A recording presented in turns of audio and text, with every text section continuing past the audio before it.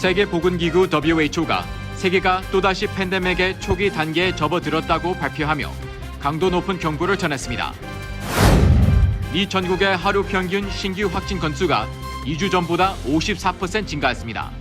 뉴욕과 뉴저지 지역 내 대부분의 코로나19 관련 지표도 급증했습니다. 내달 2일부터 뉴욕 시내 의료 관계자들은 백신 접종을 거부할 시 매주 코로나19 검사를 해야 할 것으로 보입니다. 오늘 뉴저지 주 정부가 소상공인을 위해 팬데믹 지원금 1억 3,500만 달러를 투입할 것을 발표했습니다. 서부 지역에서 발생한 초대형 산불로 피어오른 막대한 양의 연기가 동부 지역까지 넘어와 뉴욕 기론의 대기질이 우려되고 있습니다. 지난 7일 한 뉴욕 경찰이 칼에 찔린 남성의 상처 부위를 감자칩 봉지로 응급처치해 살려낸 일이 화제가 되고 있습니다. 연방항공청이 뉴욕시 맨하튼과 노가리 공항을 잇는 모노레일 건설 공사에 연방 자금 20억 달러를 지원할 계획을 발표했습니다. 맨하튼의 한 남학생이 시내 거리 주차 공간 확보를 위한 앱을 개발해 주목을 받고 있습니다.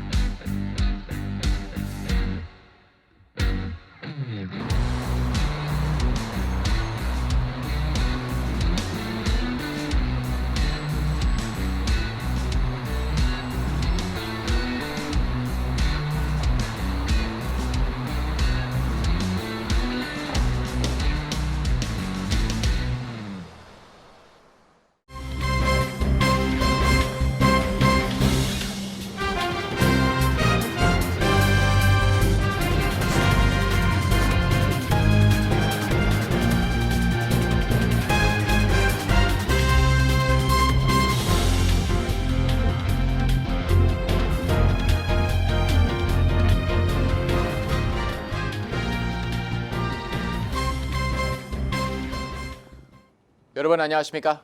KBTV 뉴스9 이창환입니다. 세계보건기구 WHO는 백신 접종의 불균형으로 코로나19 3차 대유행이 시작될 수 있다고 전했습니다. 한편 코로나19의 또 다른 변이인 베타 변이에는 백신의 감염 예방 효과가 더욱 낮은 것으로 밝혀져 우려가 가중되고 있습니다. 첫 번째 소식 김현지 기자가 전해드립니다. CNBC에 따르면 테드로스 아드하놈 게브레예수스 세계보건기구 사무총장은 금요일 개막하는 올림픽에 앞서 도쿄를 방문했습니다. 수요일 진행된 위원회들 대상 발표에서 테드로스 총장은 세계가 또 다른 코로나19 대유행의 초기 단계에 접어들었다고 발표했습니다. 현재 두 가지 경로의 팬데믹이 발생하고 있다며 백신 보급이 진행된 국가가 개방을 시작하는 반면 그렇지 않은 국가들은 문을 닫고 있다고 말했습니다.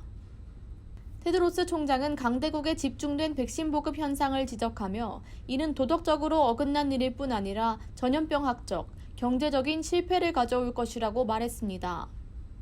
테드로스 총장에 따르면 75%의 백신이 단 10개 국가에 보급됐고 빈곤 국가에서는 단 1%만이 한 차례의 접종을 마쳤습니다. 한편 지난 월요일 마이크 라이언 세계보건기구 비상대책 프로그램 이사는 운이 정말 좋을 경우 내년 말까지 코로나19 통제 능력이 갖춰질 것이라고 전했습니다. 더불어 빈곤 국가에 백신을 보급하고 병원 지원을 늘리는 등 노력에 따라 더욱 일찍 팬데믹이 종료될 것이라고 전했습니다. 한편 지난주 영국 정부는 프랑스에서 감염세가 증가한 베타 변이를 이유로 프랑스로부터 입국하는 여행객들에게 자가격리 조치를 내렸습니다. 작년 남아프리카에서 처음 발견된 베타 변이는 확산세가 빨라 초기 남아프리카 전체 감염의 95%를 차지했지만 최근에는 델타 변이에 밀려나 5.6%로 감소했습니다. 올해 초 세계적으로 유행한 알파 변이와는 달리 베타 변이는 상대적으로 국소한 지역에 머물러 있었지만 유럽 일부 국가에서 확산세가 차츰 증가했습니다. 현재 프랑스와 스페인에서는 베타 변이 감염자가 전체의 각각 3.7%와 6.9%를 차지합니다. 세계보건기구는 지난주 130개국에서 베타 변이가 발견됐으며 지난 한 주 동안 7개 국가가 추가됐다고 보고했습니다. 미국에서는 전체 감염의 0.1%를 차지하며 지난 한 달 동안 베타 변이 신규 감염은 발견되지 않았습니다. 한편 세계보건기구는 어제 베타 변이에 대한 백신의 감염 예방 효과가 낮을 수 있다고 보고했습니다. 한때 베타 변이 감염자가 전체의 절반을 차지한 카타르의 연구에서는 화이자와 모더나를 포함한 서방 주요 백신들이 베타 변이에 대해 다른 변이보다 낮은 약 75%의 감염 예방 효과가 있다고 보고했습니다. 그러나 입원과 사망 등 중증에 대해서는 95% 이상의 예방 효과가 있는 것으로 밝혀졌습니다. 연구를 진행한 라이트 아브라다드 전염병 학자는 베타 변이는 다른 변이보다 돌파 감염 가능성이 높지만 증상은 심각하지 않을 것이라고 보고했습니다. KBTV 뉴스 김현지입니다. 뉴욕과 뉴저지의 신규 코로나19 확진 건수가 급증했습니다. 주 7일 평균 확진율은 물론 누적 입원 환자 수 등 대부분의 코로나19 관련 지수가 오른세를 보이고 있습니다. 잠시 주춤했던 뉴저지 내 신규 코로나 확진 건수가 다시 큰 폭으로 올랐습니다. 주 보건국의 발표에 따르면 1일 신규 코로나 확진 건수는 어제 593건으로 집계됐습니다. 큰 폭의 오름세 영향으로 주 7일 평균 확진 건수는 455건으로 올라섰는데 이는 전주에 비해 58%, 한 달 전에 비해서는 136%나 오른 수치입니다. 한동안 한 자릿대를 유지하던 추가 사망자는 12명으로 늘었습니다. 주 당국은 최근 지속적인 오름세를 보이는 신규 확진 건수는 백신 비접종자들에게서 집중적으로 나타나고 있다는 분석입니다. 300건 초반대까지 내려갔던 누적 입원 환자 수는 19일 밤 집계 기준 350명으로 다시 올랐습니다. 중환자실에서 치료를 받고 있는 58명 중 절반에 해당되는 29명은 호흡기에 의존하고 있는 것으로 나타났습니다. 감염 재생산 지수는 전날에 이어 1.37을 유지했습니다. 종전 최고치였던 1.38을 목전에 두고 있는 상황입니다. 주정부가 델타 변이 확산에 따른 코로나 백신 접종을 적극 권장하고 있는 가운데 백신 완전 접종 인구는 518만 명을 넘어섰습니다. 뉴욕주도 코로나19 7일 평균 감염률은 최근 델타 변이 확산과 함께 꾸준히 증가하고 있습니다. 어제 현재 주 저녁의 하루 감염률이 1.67%, 7일 평균 감염률은 1.31%를 기록했습니다. 최근 7일 평균을 기준으로 현재 뉴욕에서 하루 1,000명 이상의 사람들이 양성 반응을 보이고 있습니다. 이는 6월 25일에 하루 306건의 팬데믹 최저치에서 상승한 것입니다. 뉴욕시도 오늘 기준 코로나19 7일 평균 감염률은 1.22%를 기록했습니다. 보건국에 따르면 뉴욕시 코로나19 양성 확진자 가운데 델타 변이 감염률은 69%까지 치솟았습니다. 한편 뉴욕 보건부 관리들에 따르면 1,100만 명의 백신 접종자 중 최소 8,700명의 백신을 접종한 사람들이 코로나19 양성 반응을 보였다고 밝혔습니다. 주 보건부는 4월 1일 이후 뉴욕에서 코로나19 양성 반응을 보인 24만 4천 명의 일부에 불과한 수치라고 밝혔습니다. 주 보건당국은 백신을 완전히 접종한 사람들 중 입원했거나 사망한 사람의 수를 계속 조사하고 있다고 밝히고 이 같은 돌발 사례는 매우 경미한 수준이고 현재 전염성이 강한 델타 변이가 확산되고 입원과 감염이 급증하고 있는 만큼 백신 접종을 당부했습니다. 8월부터 뉴욕시 산하 공립병원에서 백신 접종을 거부하는 직원은 매주 코로나19 검사를 받은 후 음성 확인서를 제출해야 합니다. 보도에 김은지 기자입니다. On August 2nd, 어제 빌 드블라지오 뉴욕시장은 오는 8월 2일부터 공립병원의 의료진 및 직원들은 코로나19 관련 백신 접종 증명서를 제출하거나 매주 한 차례 검사를 받은 후 음성 확인서를 제출하도록 할 것이라고 밝혔습니다. 이 같은 새로운 정책은 퀸즈 엘머스트 병원 등 11개 시립병원과 요양원 및 진료소에서 일하는 3만 명 정도의 직원에게 적용됩니다. 이는 뉴욕시 전체 공무원 30만 명의 10%에 해당되는 수치입니다. 드블라시오 시장이 경찰, 교사, 버스 운전사 등 다른 조직의 필수 근무 요원에게도 이 같은 조치를 확대할지의 여부는 현재로서는 불분명합니다. 이에 앞서 샌프란시스코는 모든 시청 직원의 백신 접종 의무화 조치를 단행한 바 있습니다. 드블라시오 시장은 지난 몇 달 동안 뉴욕 시민을 대상으로 백신 접종을 의무화하는 것을 꺼려했습니다. 그러나 이번에 이같이 정책을 선회한 것은 뉴욕시 전체 병원 직원 가운데 백신을 맞지 않은 사람이 30%에 이르고 있으며 이는 병원 내 델타 변이 확산을 부채질하고 있다는 판단에 따른 것입니다. We have the solution to the thing that is killing so many people and is now threatening once again our ability for people to make a living. Why is this hard? Just go get vaccinated. This is not difficult. 뉴욕주 보건부에 따르면 특히 뉴욕시 세계보로의 경우 병원 직원의 40%가 백신 접종을 거부했거나 접종하지 않고 있습니다. 병원 내 백신 미접종률을 지역별로 보면 브롱스 39%, 브루클린 38%, 스태튼 아일랜드 36%, 퀸즈 33% 등이었습니다. 총 11개인 뉴욕 시립병원 직원의 백신 접종률은 60% 수준에 그치고 있습니다. 대형 병원이 집중된 맨해튼만 주 전체 평균 수준인 76% 선을 유지하고 있습니다. KBTV 뉴스 김은지입니다. 오늘 필 머피 뉴저지 주지사가 팬데믹으로 타격을 입은 소상공인을 위해 1억 3,500만 달러를 지원할 것을 발표했습니다. 보도에 김현지 기자입니다. ABC 뉴스에 따르면 필 머피 주지사는 오늘 테너플라이의 한 레스토랑에서 소상업 추가 지원금 법안에 서명했습니다. 이번 예산안은 경제발전당국의 4단계 비상지원금과 뉴저지 커뮤니티 스테이지 지원 프로그램의 일환으로 실시됩니다. 1억 3,500만 달러의 예산 중 5,500만 달러는 직원이 5명 이하인 극소사업장에 지원되며 1,500만 달러는 요식업계에, 1,000만 달러는 상업예술과 문화기관에 지급됩니다. 그 밖에 육아기관에 1,000만 달러, 심사를 통과한 소사업장과 비영리단체에 4,500만 달러가 지원될 예정입니다. 예산의 대부분은 경제발전당국에 의해 집행될 예정이며 자격을 갖춘 모든 4단계 비상지원금 신청자에 지급할 계획입니다. 머피 주지사는 팬데믹 여파로 분투하는 소상공인들의 회복을 위한 지원을 멈추지 않을 것이라고 말했습니다.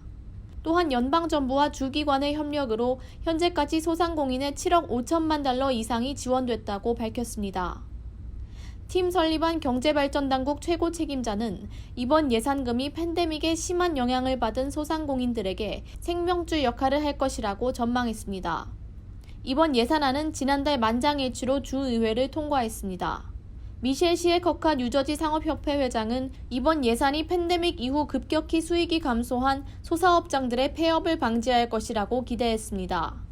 한편 미국 내 실업률이 5.9%인 것에 비해 뉴저지 실업률은 7.3%에 달한다며 인력 부족으로 소상공인들이 정상화에 어려움을 겪고 있다고 토로했습니다. 머피 주지사는 지난주 실업률 회복을 지원시키는 300달러 실업수당을 철회할 계획이 없다고 밝혔습니다. KBTV 뉴스 김현지입니다. 서부 오레곤주에서 발생한 초대형 산불이 서울의 2.6배에 달하는 면적을 불태운 가운데 산불로 인한 연기가 바람을 타고 동쪽 끝까지 이동하면서 뉴욕시 전체가 뿌연 연기에 뒤덮였습니다. 지난 6월 중순부터 열돔 현상에 의한 기록적 폭염에 시달려온 서부는 산불까지 겹치면서 인명과 재산 피해가 속출하고 있습니다. 오리건과 캘리포니아, 아이다호 등 13개 주에서 최소 83건이 넘는 산불이 발생했고 현재도 진행 중입니다.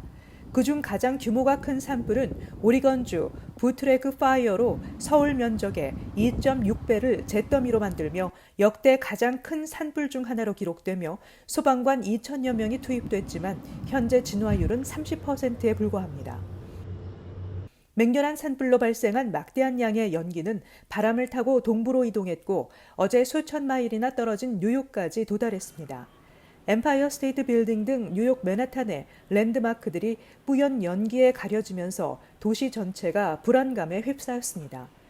뉴욕의 대기질 지수는 세계보건기구의 권고치보다 9배가 높은 170까지 치솟았고 인근 필라델피아가 172, 보스턴은 150을 기록했습니다. 이처럼 재난의 규모가 커진 것은 기후변화의 영향으로 풀이되고 있습니다. 기록적 가뭄에 이례적인 초여름의 폭염, 여기에 눈 가뭄 등이 겹치면서 화재가 걷잡을 수 없이 번질 수 있는 환경이 조성된 결과로 보입니다. 한편 오늘 오후 폭풍우가 뉴욕을 관통하면서 하늘이 맑아지고 쾌적한 환경이 유지되며 서부 산불로 인한 연기가 제거되면서 내일은 한랭 전선이 연기를 밀어내며 상황이 개선될 것으로 전망되고 있습니다. 지난 7월 초 한 경찰이 칼에 찔린 남성의 상처를 감자칩 봉지로 봉쇄해 목숨을 살려 화제가 되고 있습니다. 뉴욕 포스트에 따르면 지난 7월 7일 경찰관 라널드 케네디는 한 남성이 칼에 찔렸다는 전화를 받고 할렘 125가의 레넥스 애버뉴로 출동했습니다. 케네디 경찰관의 몸에 부착돼 있던 영상에서 케네디 경찰관은 주변 사람들에게 감자칩 한 봉지를 가져다 달라고 외쳤습니다. 감자칩을 건네받은 케네디 경찰관은 침착하게 과자를 비워낸 후 봉지를 부상자의 상처에 대해 테이프로 감았습니다. 케네디 경찰관은 가슴을 봉해 폐가 무너지지 않도록 해야 한다는 것을 즉시 알아챘다며 네모난 모양의 공기가 투과하지 않은 물질이 필요했다며 감자칩 봉지를 사용한 이유를 설명했습니다. 감자칩이 바삭함을 유지하도록 공기가 봉지를 둘러싸는 알루미늄을 통과할 수 없다는 점을 이용한 것입니다. 케네디 경찰관은 알아듣기 힘든 말을 중얼거리는 피해자에게 정신을 잃지 말라며 숨을 쉬라고 거듭 외쳤습니다. 현장에 있던 다른 경찰관은 테이프를 감은 즉시 피해자가 숨을 쉬는 것이 발견됐다고 전했습니다. 구급차에 실려갔던 피해자는 현재 퇴원한 것으로 알려졌습니다. 의사들은 케네디 경찰관의 빠른 판단이 피해자의 목숨을 구한 것이라고 분석했습니다. 케네디 경찰관은 인터뷰에서 이러한 행동을 한 것이 처음이었다고 밝히며 결과가 좋아서 기쁘다고 말했습니다. 이번 케네디 경찰관의 기발한 판단력은 그의 응급의료 기술진 경력에서부터 나온 것으로 보입니다. 사건을 담당한 뉴욕 경찰 28구역의 안드레 브라운 책임자는 케네디의 임기응변 기술과 침착한 대처 능력을 언급하며 팬데믹으로 인한 재정 감소에도 뉴욕 경찰은 의무를 다하며 뛰어난 성과를 보이고 있다고 전했습니다. 뉴욕시 맨하탄과 러가디아 공항을 연결하는 모노레일 건설 공사가 2023년 초 시작될 전망입니다. 자세한 소식 김은지 기자가 전해드립니다.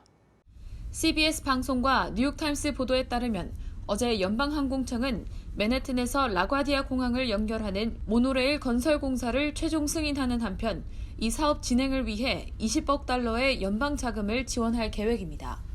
약 1.5마일 높이의 지상에 건설되는 모노레일은 맨해튼 펜스테이션역에서 뉴욕 매츠 홈구장 옆의 시티필드역 그리고 라과디아 공항을 연결하며 공항까지 소요 시간은 30분 정도로 예상되고 있습니다. 시티필드역은 롱아일랜드 철도와 7번 지하철 노선이 지나가는 역입니다. 뉴욕타임스는 이와 관련 앤드류 쿠오모 뉴욕 주지사는 6년 전 라과디아 공항을 세계 최고 수준의 여행 허브로 탈바꿈시킨다는 목적으로 이 사업을 처음 제안했다며 연방항공청의 사업 승인과 자금 지원은 쿠오모 주지사에게 주목할 만한 승리를 안겨준 것이라고 평가했습니다.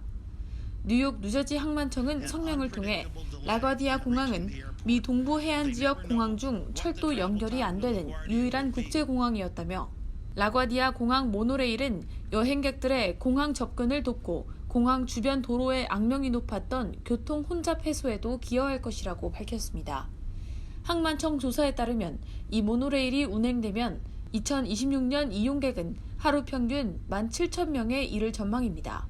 2031년에는 18,000명으로 늘어납니다. 항만청은 2022년 중반까지 모노레일 건설 및 유지 관리를 위한 시공사를 선택하고 2025년에 완공할 계획입니다.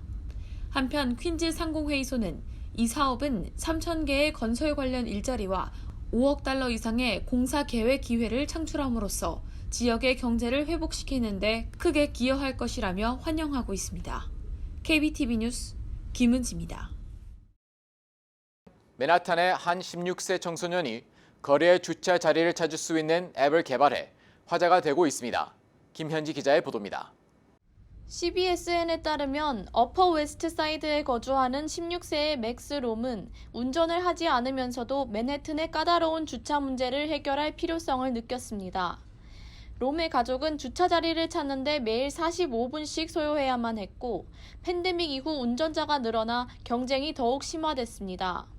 또한 야외 식당 좌석과 자전거 고정대 등으로 주차 자리는 점점 줄기만 했습니다. 주차 공간을 대여하기에는 비용이 만만치 않았습니다.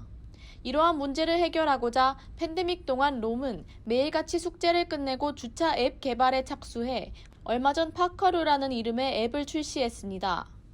When someone's ready to leave, maybe 10 or 20 minutes before, they'll be able to make their spot available, and you'll see a pin on our map, and you'll be able to reserve it.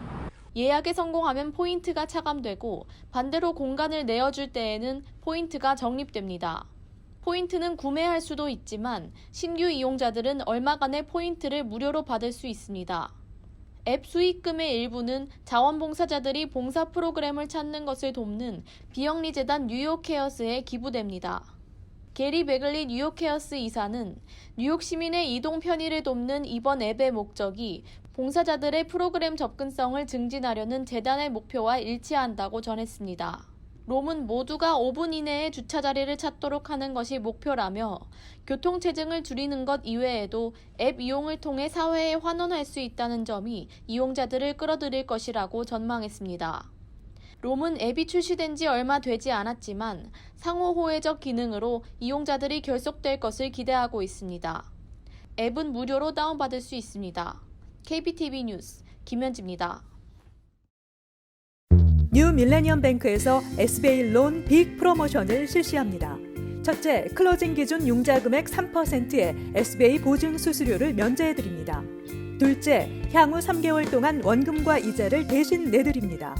셋째, 최소 10% 다운으로 건물 구입과 융자 신청이 가능합니다. 위 내용은 SBA 승인을 대상으로 하며 모든 대출자가 자격이 되는 것은 아닙니다. 본 혜택은 2021년 9월 30일까지이며 SBA에 의해 조기 종료될 수 있습니다. 기타 약관과 조건이 적용되며 프로그램과 약관과 조건은 예고 없이 변경될 수 있습니다.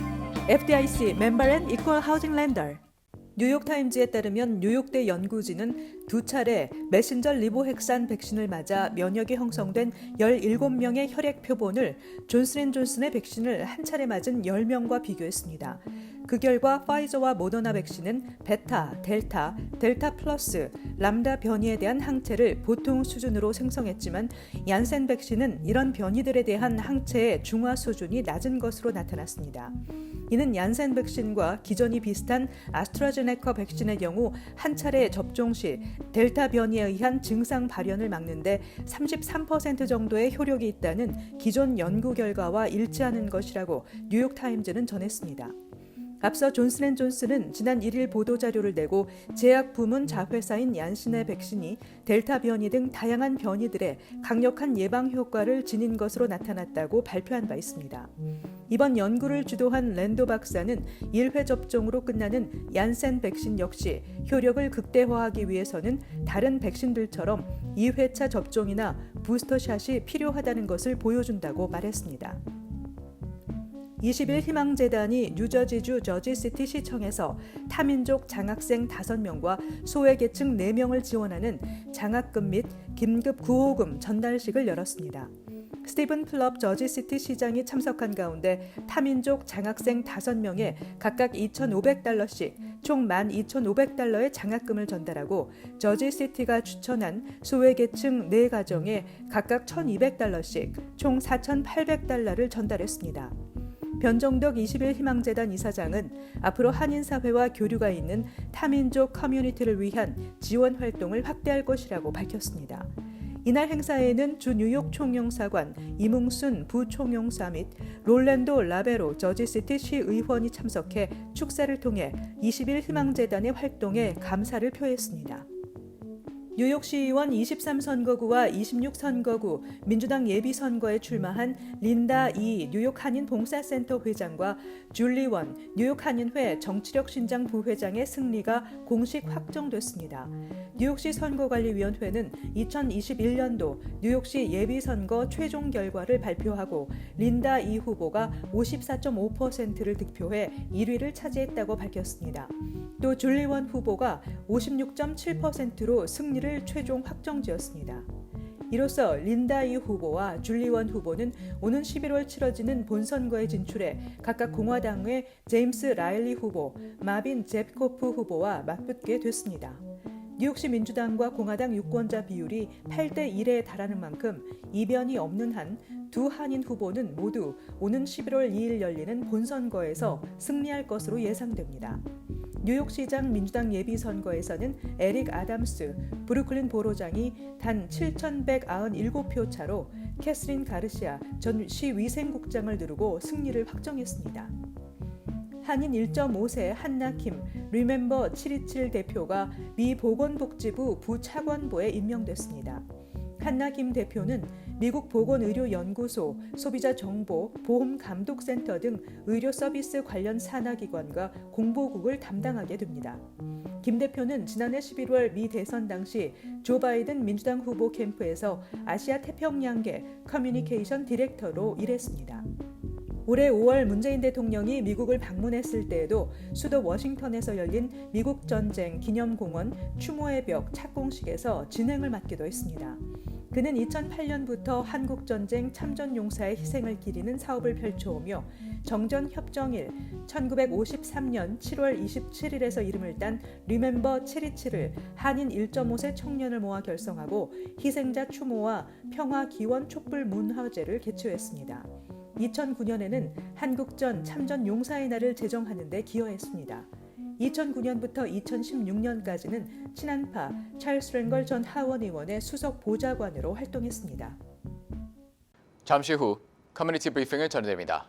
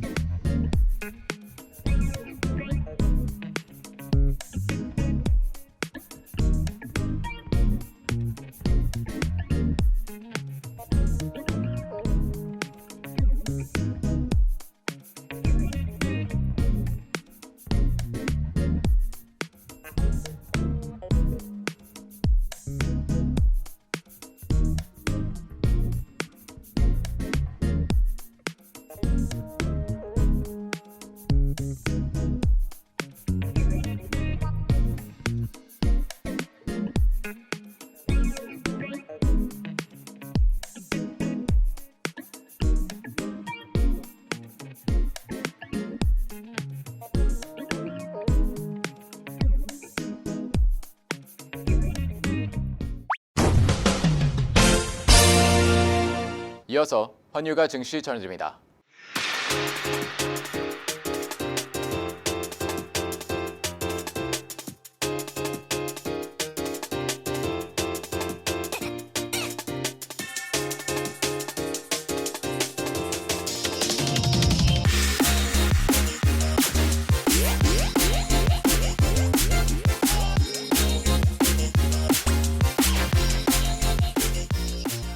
잠시 후 뉴욕과 뉴저지 날씨 전해드립니다.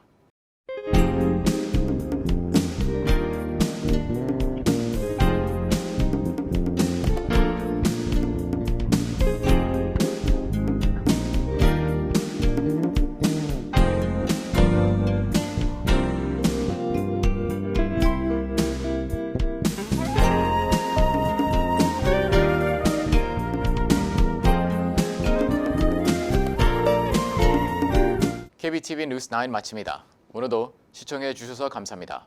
편안한 밤 보내시기 바랍니다.